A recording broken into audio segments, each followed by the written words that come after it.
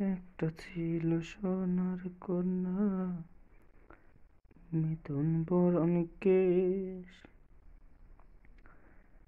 ভাটি অঞ্চলে ছিল সেই কন্যার দেশ।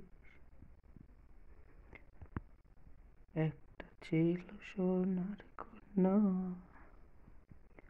মিথুন বরণ কেশ।